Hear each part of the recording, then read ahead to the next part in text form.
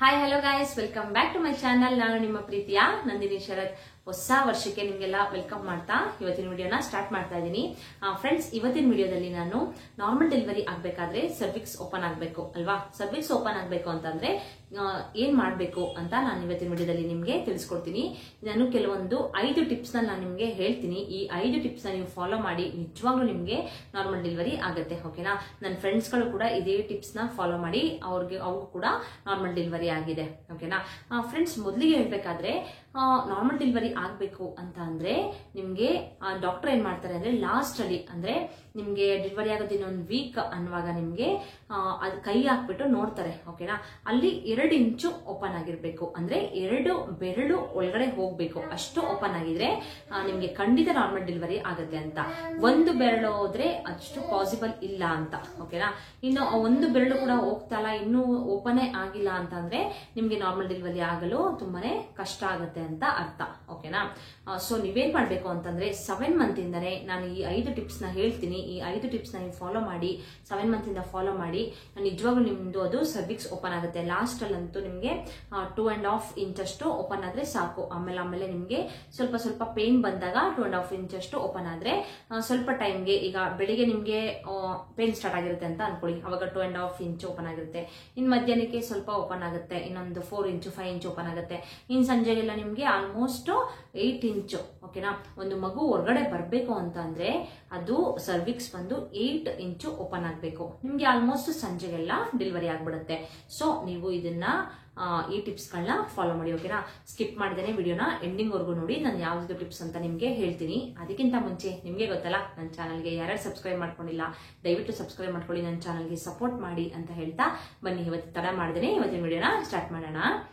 Friends, ಏನಿಲ್ಲ, ನೀವು ತಲೆ ಕೆಡಿಸ್ಕೊಂಬೇಡಿ. ಫಸ್ಟ್ ನೀವೇನ್ ಮಾಡ್ಬೇಕಾಗತ್ತೆ ಅಂತ ಅಂದ್ರೆ ನಿಮ್ಮ ಮನೆಯಲ್ಲಿ ಸ್ಟೆಪ್ಸ್ ಇರುತ್ತೆ ಅಲ್ವಾ? ಓಕೆನಾ? ಸ್ಟೆಪ್ಸ್ ಇಲ್ಲ ಅಂತಂದ್ರೆ ನೀವು ವಾಕಿಂಗ್ ಆದ್ರೂ ಮಾಡ್ಬೋದು. ಡೈಲಿ ಒಂದು 20-25 ಮಿನಿಟ್ಸ್ ಅಷ್ಟು ನೀವು ವಾಕಿಂಗ್ ಮಾಡ್ಬೇಕಾಗತ್ತೆ. ಓಕೆನಾ? ಬೆಳಿಗ್ಗೆ ಎದ್ದ ತಕ್ಷಣ ವಾಕ್ ಮಾಡಿ, ಊಟ ಆದ ತಕ್ಷಣ ವಾಕ್ ಮಾಡಿ, ತಿಂಡಿ ತಿಂದ ತಕ್ಷಣ ವಾಕ್ ಮಾಡಿ. ಈ ತರ ಒಂದೊಂದು 10 ಮಿನಿಟ್ಸ್ ಗ್ಯಾಪ್ ತಗೊಂಡು ಬೇಕಾದ್ರೆ ಮೀನ್ಸ್ ಅಂದ್ರೆ ಈಗ ತಿಂಡಿ ತಿಂದಿರ್ತೀರಾ ಅಲ್ವಾ, 10 ಮಿನಿಟ್ಸ್ ವಾಕ್ ಮಾಡಿ. ಮಧ್ಯಾಹ್ನ ಊಟ ಮಾಡ್ತೀರಾ, ಒಂದು 15 ಮಿನಿಟ್ಸ್ ವಾಕ್ ಮಾಡಿ. ಇನ್ ಸಂಜೆ ಊಟ ಮಾಡ್ತೀರಾ, ಅವಾಗ 10 ಮಿನಿಟ್ಸ್ ವಾಕ್ ಮಾಡಿ. ಈ ತರ ಡಿವೈಡ್ ಮಾಡ್ಕೊಳ್ಳಿ. ನೀವು ಈ ತರ ಡಿವೈಡ್ ಮಾಡ್ಕೊಂಡು ಡೈಲಿ ನೀವು ½ ಅನ್ ಅವರ್ ಆದ್ರೂ ನೀವು ವಾಕಿಂಗ್ ನ ಕಂಪಲ್ಸರಿ ಮಾಡ್ಲೇಬೇಕಾಗತ್ತೆ. ಓಕೆನಾ? ಅಕಸ್ಮಾತ್ ಏನಾದ್ರೂ ನಿಮ್ಮ ಮನೇಲಿ ಸ್ಟೆಪ್ ಇತ್ತು ಅಂತ ಅನ್ಕೊಳ್ಳಿ, ಸ್ಟೆಪ್ ಇದ್ರೆ ನೀವು ಫುಲ್ಲು ಹತ್ತಿ ಇಳಿಯೋದು ಆ ತರ ಮಾಡ್ಬೇಕಾಗತ್ತೆ. ಯಾಕೆ ಅಂತಂದ್ರೆ ಏನಕ್ಕೆ ಈ ತರ ಮಾಡ್ಬೇಕು ಅಂತ ಹೇಳ್ತೀನಿ ನಿಮ್ಗೆ. ವಾಕಿಂಗ್ ಮಾಡೋದ್ರಿಂದ ಅಥವಾ ಈ ತರ ಸ್ಟೆಪ್ ನ ಹತ್ತು ಇಳಿಯೋದ್ರಿಂದ ನೀವು ನಿಮ್ಮ ಅಲ್ಲಿ ಮಸಲ್ಸ್ ಇರುತ್ತಲ್ಲ ಒಳಗಡೆ, ಆ ಮಸಲ್ಸ್ ಎಲ್ಲ ಫುಲ್ಲು ಲೂಸ್ ಆಗುತ್ತೆ. ಓಕೆನಾ? ಫುಲ್ಲು ಲೂಸ್ ಆಗ್ಬಿಟ್ಟು ನಿಮ್ಗೆ ನಾರ್ಮಲ್ ಡೆಲಿವರಿ ಆಗಲು ಅದು ಹೆಲ್ಪ್ಫುಲ್ ಆಗಿದೆ. ಸೊ ನೀವು ಇದನ್ನ ಸ್ಕಿಪ್ ಮಾಡೋ ಹಾಗೆ ಇಲ್ಲ. ಓಕೆನಾ? ಈ ಟಿಪ್ಸ್ ನ ಮೊದಲನೇ ಟಿಪ್ಸ್ ನ ನೀವು ಫಾಲೋ ಮಾಡಿ. ಓಕೆನಾ? ಇನ್ನು 2ನೇ ಟಿಪ್ಸ್ ನೋಡೋದಾದ್ರೆ ನೀವು ಇಂಡಿಯನ್ ಟಾಯ್ಲೆಟ್ ನ ಯೂಸ್ ಮಾಡ್ಬೇಕಾಗತ್ತೆ. ಈಗ ಆಲ್ಮೋಸ್ಟ್ ಏನಂತ ಅಂದ್ರೆ ಎಲ್ಲಾರ ಮನೇಲೂ ಈಗ ಅದೊಂದು ಟ್ರೆಂಡ್ ಅಂತಾನೆ ಹೇಳ್ಬೋದು. ಎಲ್ಲಾರ ಮನೇಲೂ ಈಗ ವೆಸ್ಟರ್ನ್ ಟಾಯ್ಲೆಟ್ ನೇ ಹಾಕಿಸ್ಕೊಳ್ತಾ ಇದ್ದಾರೆ. ಓಕೆನಾ? ಸೊ ವೆಸ್ಟರ್ನ್ ಟಾಯ್ಲೆಟ್ ಹಾಕಿಸ್ಕೊಳ್ಳೋದ್ರ ಜೊತೆಗೆ ಇಂಡಿಯನ್ ಟಾಯ್ಲೆಟ್ ನ ಹಾಕಿಸ್ಕೊಂಡ್ರು ತುಂಬಾನೇ ಒಳ್ಳೇದು. ಯಾಕಪ್ಪ ಅಂತಂದ್ರೆ ಈ ತರ ಡೆಲಿವರಿ ಟೈಮ್ ನಲ್ಲಿ ತುಂಬಾನೇ ಹೆಲ್ಪ್ಫುಲ್ ಆಗಿದೆ ಅದು. ಯಾಕಂದ್ರೆ ನೀವು ಕೆಳಗಡೆ ಕುತ್ಕೊಂಡು ಇಂಡಿಯನ್ ಟಾಯ್ಲೆಟ್ ನ ಯೂಸ್ ಮಾಡೋದ್ರಿಂದ ಅವಾಗ್ಲೂ ಕೂಡ ಅಲ್ಲಿ ಮಸಲ್ಸ್ ಎಲ್ಲ ಓಪನ್ ಸ್ವಲ್ಪ ಲೂಸ್ ಆಗಿ ನಿಮ್ಮ ಸರ್ವಿಕ್ಸ್ ಓಪನ್ ಆಗಲು ಚಾನ್ಸಸ್ ಇರುತ್ತೆ. ಓಕೆನಾ? ಸೊ ಆಗಿನ ಕಾಲದವ್ರು ಏನಂತ ಅನ್ಕೊಂಡ್ರಿ, ಆಗಿನ ಕಾಲದವ್ರು ಕೆಳಗಡೆ ಕುತ್ಕೊಂಡು ಬಟ್ಟೆ ಒಗೆಯೋದಾಗಿರ್ಬೋದು, ಕೆಳಗಡೆ ಕುತ್ಕೊಂಡು ಪಾತ್ರೆ ತೊಳೆಯೋದಾಗಿರ್ಬೋದು, ಆ ತರ ಎಲ್ಲ ಮಾಡಿನೇ ಅಲ್ವಾ ಅವ್ರಿಗೆಲ್ಲ ಅವಾಗೆಲ್ಲ ಸಿಸರಿನ್ ಅನ್ನೋದೇ ಗೊತ್ತಿಲ್ಲ ಅವ್ರಿಗೆಲ್ಲ ನಾರ್ಮಲ್. ಆಗಿನ ಕಾಲದಲ್ಲೆಲ್ಲ ಈ ಸ್ಕ್ಯಾನಿಂಗ್ ಏನು ಇರ್ಲಿಲ್ಲ, ಆರಾಮಾಗಿ ನಾರ್ಮಲ್ ಎಲ್ಲರಿಗೂ ಕೂಡ ಪ್ರತಿಯೊಬ್ಬರಿಗೂ ಕೂಡ ನಾರ್ಮಲ್ ಡೆಲಿವರಿ ಆಗ್ತಾ ಇತ್ತು ಅಲ್ವಾ? ಸೊ ನೀವೇನ್ ಮಾಡ್ಬೇಕು ಅಂತಂದ್ರೆ ಕೆಳಗಡೆ ಕುತ್ಕೊಂಡು ಇಂಡಿಯನ್ ಟಾಯ್ಲೆಟ್ ಯೂಸ್ ಮಾಡೋದಾಗಿರ್ಬೋದು, ಆ ತರ ಮಾಡ್ಬೇಕಾಗತ್ತೆ. ಇಲ್ಲ ಅಂತ ಅಂದ್ರೆ ನೀವು ಅದ್ರ ಜೊತೆಗೇನೆ ನೀವು ಕೆಳಗಡೆ ಕುತ್ಕೊಂಡು ಬಟ್ಟೆ ಒಗೆಯೋದು, ಕೆಳಗಡೆ ಕುತ್ಕೊಂಡು ಪಾತ್ರೆ ತೊಳೆಯೋದು, ಈ ತರ ಎಲ್ಲ ಮಾಡ್ಬೇಕಾಗತ್ತೆ. ಸೊಂಟಕ್ಕೆ ನೀವು ಆದಷ್ಟು ಕೆಲಸನ ಕೊಡ್ಬೇಕು. ನೀವು ಬಗ್ಗಿ ಎದ್ದು ಮಾಡೋದ್ರಿಂದ ನಾರ್ಮಲ್ ಡೆಲಿವರಿ ಹಾಗೆ ಆಗುತ್ತೆ. ಓಕೆನಾ? ಸೊಂಟ ಅಂದ್ರೆ ಬಟ್ಟೆ ಹಿಂಡೋದಾಗಿರ್ಬೋದು, ಬಗ್ಬಿಟ್ಟು ಜಾಲ್ಸೋದಾಗಿರ್ಬೋದು, ಈ ತರ ಎಲ್ಲ ಮಾಡ್ಬೇಕಾಗತ್ತೆ. ಇದನ್ನ ನೀವು 7 ಮಂತ್ ಇಂದ ಮಾಡ್ಕೊಂಡು ಹೋಗ್ಬೇಕು. ಓಕೆನಾ? ಈ ತರ ಎಲ್ಲ ಮಾಡಿ ನಿಜವಾಗ್ಲೂ ನಾರ್ಮಲ್ ಡೆಲಿವರಿ ಆಗತ್ತೆ. ಓಕೆನಾ? ಇನ್ನು 3ನೇ ಪಾಯಿಂಟ್ ಬಂದು ನೀವು ಆದಷ್ಟು ನೀವು ಕೆಳಗಡೆನೆ ಕುತ್ಕೊಳ್ಬೇಕಾಗುತ್ತೆ. ಓಕೆನಾ, ಈ ಸೋಫಾ ಮೇಲೆ ಕುತ್ಕೊಳ್ಳೋದು, ಒಂದೇ ಕಡೆ ಕುತ್ಕೊಳ್ಳೋದು, ಕಾಟ್ ಮೇಲೆ ಕುತ್ಕೊಳ್ಳೋದು, ಆ ಥರ ಎಲ್ಲ ಮಾಡ್ಲಿಕ್ಕೆ ಹೋಗ್ಬೇಡಿ. ನೀವು ಆದಷ್ಟು ನೀವು ಕೆಳಗಡೆನೆ ಕುತ್ಕೊಳ್ಳೋದು, ಎದಳೋದು. ಅರ್ಥ ಆಗುತ್ತೆ ನನಗೂ, ಯಾಕಂದ್ರೆ ಲಾಸ್ಟ್ ಅಲ್ಲಿ 8.5 month ಅಲ್ಲೆಲ್ಲ ಫುಲ್ ಕೆಳಗಡೆ ಅಂತೂ ಕುತ್ಕೊಳ್ಳೋಕೆ ಆಗಲ್ಲ. ಕುತ್ಕೊಂಡ್ಬಿಟ್ರು ಎದಳಕ್ಕಾಗಲ್ಲ, ಇನ್ನೊಬ್ರು ಸಹಾಯ ಬೇಕೇ ಬೇಕು ಎದಳ್ಲಿಕ್ಕೆ, ಆ ಥರ ಆಗುತ್ತೆ. ಓಕೆನಾ, ಬಟ್ ನಮ್ಮ ನಾರ್ಮಲ್ ಡೆಲಿವರಿ ಆಗಬೇಕು ಅಂತ ಅಂದ್ರೆ ನೀವು ಕೆಳಗಡೆ ಕುತ್ಕೊಂಡು ಆರಾಮಾಗಿ ಎದ್ದು ಕೆಳಗಡೆ ಕುತ್ಕೊಳ್ಳೋದು, ಕಾಲನ್ನ ಮಡ್ಚ್ಕೊಂಡು ನೀವು ಕುತ್ಕೊಳ್ಬೇಕಾಗುತ್ತೆ. ಸುಮ್ಮನೆ ಕಾಲು ಹಿಡ್ಕೊಂಡು ಕುತ್ಕೊಳ್ಳೋದು ಆ ಥರ ಎಲ್ಲ ಮಾಡ್ಲಿಕ್ಕೆ ಹೋಗ್ಬೇಡಿ. ಆದಷ್ಟು ನೀವು ಸೋಫಾ ಕಾಟ್ ಎಲ್ಲ ಅವಾಯ್ಡ್ ಮಾಡಿಬಿಟ್ಟು ಆದಷ್ಟು ಕೆಳಗಡೆ ಕುತ್ಕೊಂಡು ಕಾಲನ್ನ ಮಡ್ಚ್ಕೊಂಡು ಕುತ್ಕೊಳ್ಳೋದು, ಇದಳದಾಗಿರ್ಬೋದು. ಈ ತರ ಮಾಡೋದ್ರಿಂದ ಕೂಡ ನಿಮ್ಗೆ ನಾರ್ಮಲ್ ಡೆಲಿವರಿ ಪಕ್ಕ ಹಾಗೆ ಆಗುತ್ತೆ. ಓಕೆನಾ, ಇನ್ನು 4ನೇ ಪಾಯಿಂಟ್ ನೋಡೋದಾದ್ರೆ ನಿಮ್ಮ ದಾಂಪತ್ಯ ಫಸ್ಟ್ ಟ್ರೈಮಿಸ್ಟರ್ ಅಲ್ಲಿ ಎಷ್ಟು ಕೆಟ್ಟದ್ದೋ ಅಷ್ಟೇನೆ 7, 8, 9 months ಅಲ್ಲಿ ನಿಮ್ಗೆ ತುಂಬಾನೇ ಒಳ್ಳೇದು. ಓಕೆನಾ, ನನ್ನ ಪ್ರಕಾರ ಹೇಳೋದಾದ್ರೆ ಈ ಡಾಕ್ಟರ್ಸ್ ಎಲ್ಲ ಅದನ್ನೇ ಹೇಳೋದು, ನೆಕ್ಸ್ಟ್ 7 month ಅಲ್ಲಿ 8 month 9 month ಆ ತರ ದಾಂಪತ್ಯ ಇಟ್ಕೊಳ್ಳಿ, ಅವಾಗ ಅದು ಸರ್ವಿಕ್ಸ್ ಓಪನ್ ಆಗ್ಲಿಕ್ಕೆ ಅದು ಕೂಡ ಹೆಲ್ಪ್ಫುಲ್ ಆಗಿದೆ ಅಂತ ಹೇಳ್ತಾರೆ ಅಲ್ವಾ. ಅಕಸ್ಮಾತ್ ಏನಾದ್ರೂ ನಿಮ್ಗೆ ಹೆಲ್ತ್ ಇಶ್ಯೂಸ್ ಏನಾದ್ರೂ ಇದ್ರೆ ನೀವು ಡಾಕ್ಟರ್ನ ಯಾವುದಕ್ಕೂ ನೀವು ಡಾಕ್ಟರ್ನ ಒಂದ್ಸಲ ಕೇಳ್ಕೊಂಡು ಈ ತರ ದಾಂಪತ್ಯ ಇಟ್ಕೊಳ್ಬೋದಾ ಏನು ಅಂತ ನೀವು ಡಾಕ್ಟರ್ನ ಕೇಳ್ಕೊಂಡು ಡಾಕ್ಟ್ರು ಸಜೆಷನ್ ತಗೊಂಡು ನೀವು ನೆಕ್ಸ್ಟ್ ಕಂಟಿನ್ಯೂ ಮಾಡೋದು ತುಂಬಾನೇ ಒಳ್ಳೇದು. ಓಕೆನಾ, ಹೆಲ್ತ್ ಇಶ್ಯೂಸ್ ಇದ್ರೆ ಆಮೇಲೆ ಡಾಕ್ಟರ್ ಹೇಳ್ತಾರೆ ಈ ತರ ಹೆಲ್ತ್ ಇಶ್ಯೂಸ್ ಏನಾದ್ರು ಇದ್ರೆ ಬೇಡ, ಈ ತರ ನೀವು ಬೇಡ, ಈಗ ಸದ್ಯಕ್ಕೆ ಬೇಡ ಬಿಡಿ, ಸುಮ್ಮನಾಗಿ ಅಂತ ಹೇಳ್ತಾರೆ ಡಾಕ್ಟರ್ನೇ. ಓಕೆನಾ, ಸೊ ನೀವೇನ್ ಮಾಡ್ಬೇಕಾಗುತ್ತೆ, ಡಾಕ್ಟರ್ ಸಜೆಷನ್ ನ ಒಂದ್ಸಲ ತಗೊಂಡ್ಬಿಡಿ. ಯಾವ್ದಕ್ಕೂ ಏನೋ ಹಂಗೇನೆ ಹೆಲ್ತ್ ಇಶ್ಯೂಸ್ ಏನಿಲ್ಲ ಅಂತ ಅಂದ್ರೆ ಅವರು ಏನ್ ಪರವಾಗಿಲ್ಲ, ಏನ್ ಪ್ರಾಬ್ಲಮ್ ಆಗಲ್ಲ. 7, 8, 9 months ಅಲ್ಲಿ ನಿಮ್ಮ ದಾಂಪತ್ಯನ ಅಂದ್ರೆ ಡೆಲಿವರಿ ಆಗೋದ್ 1 week ಮುಂಚೆ, ಓಕೆನಾ, ಅಲ್ಲಿವರೆಗೂ ನೀವು ನಿಮ್ಮ ದಾಂಪತ್ಯನ ಇಟ್ಕೊಳ್ಳೋದ್ರಿಂದ ಕೂಡ ನಿಮಗೆ ನಾರ್ಮಲ್ ಡೆಲಿವರಿ ಆಗಲು ತುಂಬಾನೇ ಹೆಲ್ಪ್ಫುಲ್ ಆಗಿದೆ. ಓಕೆನಾ, ಇನ್ನ 5ನೇ ಟಿಪ್ಸ್ ಬಂದು ಬಟರ್ಫ್ಲೈ ಎಕ್ಸರ್ಸೈಸ್ ನ ನೀವು ಖಂಡಿತ ನೀವು ಫ್ರೆಂಡ್ಸ್ ಮಾಡಲೇಬೇಕಾಗುತ್ತೆ. ಯಾಕಪ್ಪ ಅಂತಂದ್ರೆ ಬಟರ್ಫ್ಲೈ ಎಕ್ಸರ್ಸೈಸ್ ಪೊಸಿಷನ್ ಇದೆ ನೋಡಿ, ಆ ಪೊಸಿಷನ್ ನ ನೀವು ಕುತ್ಕೊಂಡು ಆರಾಮಾಗಿ ಬಟರ್ಫ್ಲೈ ಎಕ್ಸರ್ಸೈಸ್ ನ ಮಾಡೋದ್ರಿಂದ ಸರ್ವಿಕ್ಸ್ ಕೂಡ ಓಪನ್ ಆಗ್ಲಿಕ್ಕೆ ಅದು ಚಾನ್ಸಸ್ ಇರುತ್ತೆ. ಓಕೆನಾ, ಹಾಗೇನೆ ಮಸಲ್ಸ್ ಎಲ್ಲ ಫುಲ್ ಟೈಟ್ ಆಗಿರುತ್ತೆ. ಓಕೆನಾ, ಆ ತರ ಪೊಸಿಷನ್ ಕುತ್ಕೊಂಡು ಮಾಡೋದ್ರಿಂದ ಮಸಲ್ಸ್ ಎಲ್ಲ ಫುಲ್ ಲೂಸ್ ಆಗಿ ಸರ್ವಿಕ್ಸ್ ಕೂಡ ಓಪನ್ ಆಗ್ಲಿಕ್ಕೆ ಹೆಲ್ಪ್ಫುಲ್ ಆಗಿದೆ. ಓಕೆನಾ, ಹಾಗೇನೆ ಫ್ರೆಂಡ್ಸ್ ಇದೆಲ್ಲರ ಜೊತೆಗೆ ನೀವು ಸೊಂಟಕ್ಕೆ ಬಿಸಿ ಬಿಸಿ ನೀರ್ನ ಹಾಕ್ಬೇಕಾಗತ್ತೆ. ಸೊಂಟಕ್ಕೆ ಬಿಸಿ ನೀರು ಹಾಕಿದ ತಕ್ಷಣ ನಾರ್ಮಲ್ ಡೆಲಿವರಿ ಆಗ್ಬಿಡುತ್ತಾ ಅಂತ ಕೆಲವೊಬ್ರು ಕೇಳಬಹುದು. ಏನಕ್ಕೆ ಆ ತರ ಆಗತ್ತೆ ಅಂತ ನಾನು ನಿಮ್ಗೆ ಹೇಳ್ತೀನಿ.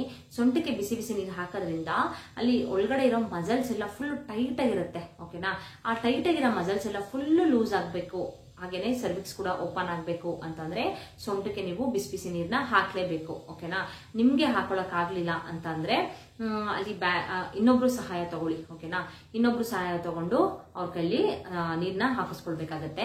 ಇದು ಕೂಡ ತುಂಬಾನೇ ಹೆಲ್ಪ್ಫುಲ್ ಆಗಿದೆ. ಹಾಗೇನೆ ನಿಮ್ಗೆ ಬಟರ್ಫ್ಲೈ ಎಕ್ಸರ್ಸೈಸ್ ಎಲ್ಲ ಆರಾಮಾಗಿ ನಿಮ್ಗೆ ಎಷ್ಟೊಂದು ಹಲವಾರು ವಿಡಿಯೋಸ್ ಎಲ್ಲ ಇರುತ್ತೆ, ಅದನ್ನೆಲ್ಲ ನೋಡ್ಕೊಂಡು ಆರಾಮಾಗಿ ಬಟರ್ಫ್ಲೈ ಎಕ್ಸರ್ಸೈಸ್ ಮಾತ್ರ ಮಿಸ್ ಮಾಡ್ಬೇಡಿ, ಅದನ್ನ ನೀವು ಮಾಡ್ಲೇಬೇಕಾಗುತ್ತೆ. ಓಕೆನಾ, ಹಾಗೇನೆ ಫ್ರೆಂಡ್ಸ್ ಇದೆಲ್ಲದ್ರ ಜೊತೆಗೆ ನೀವು ಊಟನು ಕೂಡ ಅಷ್ಟೇನೆ ಸೊಪ್ಪು ತರಕಾರಿಗಳನ್ನ ಆದಷ್ಟು ಜಾಸ್ತಿ ತಗೊಳ್ಳಿ. ಓಕೆನಾ, ಇಲ್ಲಾಂದ್ರೆ ಕಾನ್ಸ್ಟಿಪೇಷನ್ ಸಮಸ್ಯೆ ಆಗ್ಬಿಡುತ್ತೆ. ಕಾನ್ಸ್ಟಿಪೇಷನ್ ಸಮಸ್ಯೆ ಆಗ್ಬಿಟ್ರಂತೂ ನಿಮ್ಗೆ ಆ ಕಡೆ ಆ ಪೇನ್ ಇರುತ್ತೆ, ಈ ಕಡೆ ಡೆಲಿವರಿ ಪೇನ್ ಇರುತ್ತೆ, ಎಲ್ಲಾ ಪೇನ್ ಆ ಟೈಮಲ್ಲಿ ಕಂಟ್ರೋಲ್ ಅಂತೂ ಮಾಡ್ಲಿಕ್ಕಂತೂ ಆಗೋದಿಲ್ಲ. ಓಕೆನಾ, ಸೊ ನೀವು ಸೊಪ್ಪುಗಳು ಎಲ್ಲಾ ಸೊಪ್ಪನ್ನು ತಗೋಬಹುದು ನೀವು ಆರಾಮಾಗಿ. ದಂಟು ಸೊಪ್ಪು, ಕೀರೆ ಸೊಪ್ಪು, ಕಿರಿಕಿರೆ ಸೊಪ್ಪು, ಎಲ್ಲಾ ಸೊಪ್ಪು ನೀವು, ಪಾಲಕ್ ಸೊಪ್ಪು, ಮೆಂತ್ಯ ಸೊಪ್ಪು, ಕೊತ್ತಂಬರಿ ಸೊಪ್ಪು ಎಲ್ಲಾನು ನೀವು ಆಲ್ಮೋಸ್ಟ್ ತಗೊಳ್ಬಹುದು. ಓಕೆನಾ, ಆ ತರ ಸೊಪ್ಪೆಲ್ಲ ಚೆನ್ನಾಗಿ ತಗೊಳ್ಳಿ. ಹಾಗೇನೆ ಅದ್ರ ಜೊತೆಗೆ ಮುದ್ದೆ ತಗೊಳ್ಳಿ. ಮುದ್ದೆ ಅಂತೂ ಸ್ಕಿಪ್ ಮಾಡ್ಲಿಕ್ಕೆ ಹೋಗ್ಬೇಡಿ. ಓಕೆನಾ, ನಿಮ್ಗೆ ನಾರ್ಮಲ್ ಡೆಲಿವರಿ ಆಗ್ಲಿಕ್ಕೆ ಅದು ಸ್ಟ್ರೆಂತ್ ಕೊಡುತ್ತೆ ಮುದ್ದೆ. ಹಾಗೇನೆ ಐರನ್ ಕಂಟೆಂಟ್ ಎಲ್ಲ ಜಾಸ್ತಿ ಇರೋದ್ರಿಂದ ನಿಮ್ಮ ಕಾನ್ಸ್ಟಿಪೇಷನ್ ಸಮಸ್ಯೆನೂ ಕೂಡ ಅದು ದೂರ ಮಾಡುತ್ತೆ. ಓಕೆನಾ, ಹಾಗೇನೆ ಇದ್ರ ಜೊತೆಗೆಲ್ಲ ನೀವು ಹಾಲು ಮೊಟ್ಟೆ ಎಲ್ಲಾನು ನೀವು ಚೆನ್ನಾಗಿ ಊಟನ ಆಲ್ಮೋಸ್ಟ್ ನೀವು ಎಲ್ಲಾನು ತಗೊಳ್ಳೇಬೇಕು.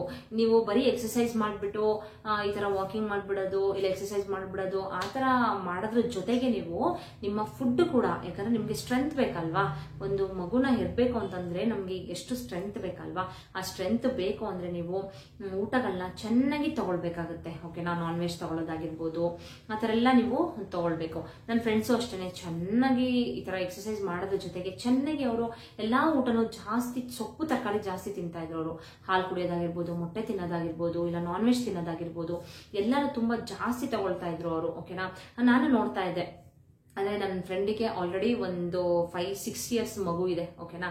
ಅವಾಗ ನಾನೇನು ಪ್ರೆಗ್ನೆಂಟ್ ಆಗಿರಲಿಲ್ಲ. ಸೊ ನಾನು ಅವ್ರ ಮನೆಗೆ ಹೋಗಿ ಬಂದು ಮಾಡ್ತಾ ಇದ್ನಲ್ಲ, ನಮ್ಮನೆ ಪಕ್ಕದಲ್ಲೇ ಇದ್ದಿದ್ದು ಅವರು.